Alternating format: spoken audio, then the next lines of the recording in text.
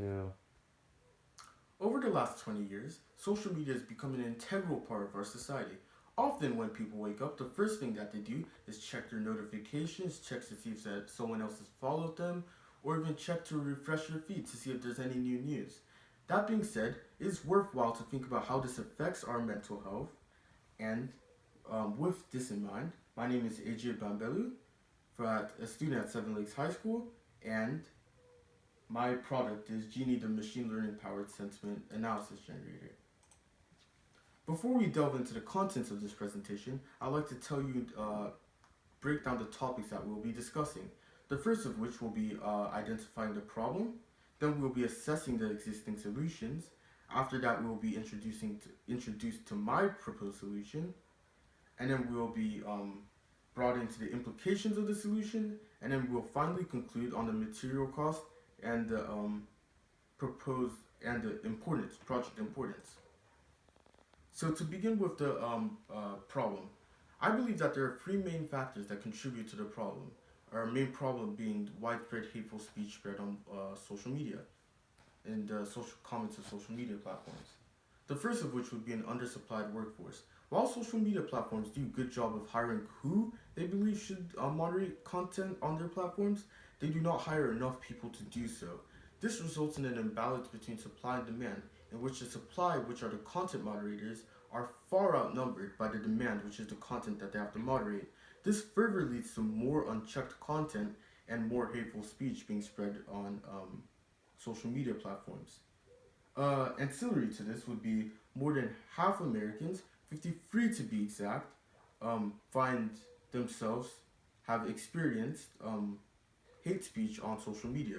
This shows that this problem is not only a factor of daily life, but it is also a big problem as of now. Finally, a lecturer at the Birmingham City University in the United Kingdom, Dave Hart, rationalizes that the internet allows people to say stuff that they would not be able to say in a face-to-face interaction, which implies that there's a psychological aspect that contributes to this problem as well. As for existing solutions, there are three main existing solutions. The first of which would be moderated or manual moderation. This manual moderation entails that social media companies hire moderators to moderate their content for them. They do so through professional services companies such as Cognizant. While this has increased accuracy as human judgment is better able to analyze the sentiment or the whether content complies with their terms of services, it is very costly and not so time efficient as it takes a long time. Following this, we have our Instagram fact checker. Instagram fact checker is an automated algorithm that checks the validity of social media content. Whilst this is a great first step in automation and is thus quicker, it is not accurate to the point where it can be used widely. And then finally, we have the distributed moderation. Distributed moderation is a form of moderation in which the moderators belong to the communities that they are moderating. This is mostly found on forum-based social media platforms such as Reddit and 4chan, in which the users elect a couple of people to be the moderators of each subreddit of sorts.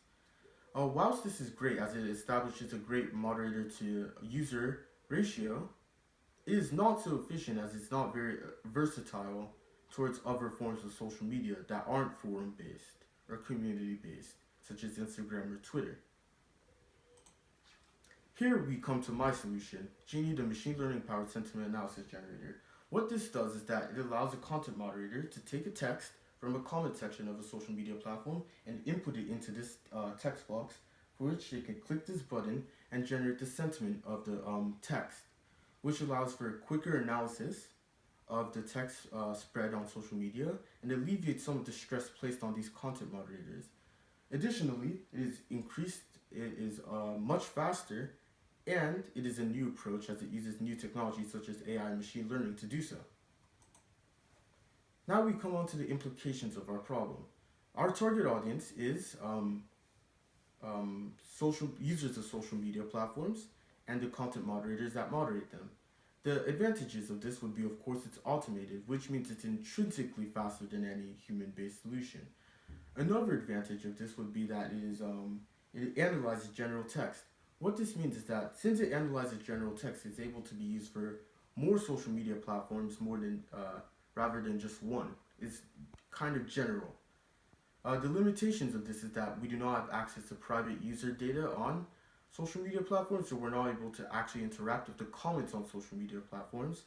However, another problem with this would be that it is quite slow because the classifier that uses to analyze this text compiles almost 1,000 movie scripts. It's called the naive Bayes classifier before it actually analyzes the text. Finally, we have arrived at our material costs and project importance. As our project is mainly one that is based in software-based solutions, most of our materials are software-based. This includes our website domain and our use of Canva. Website domain would be gathered from a website domain and hosting services providers such as Google or GoDaddy for around an estimated $12 per year, which is quite budget friendly. Whereas Canva would be used to design website interface, and it is a free platform to use, so that's also budget friendly. As for our project importance, studies have found, especially this graph here by the Pew Research Institute, has found that young adults, almost 90% of young adults, use at least one social media platform. This means that social media is being increasingly used by our young adults and the next generation. With that in mind, we must make sure that that this does not have any ramifications for their mental health, and it is in fact a tool used to build up them instead of be a detriment to them. Thank you for listening.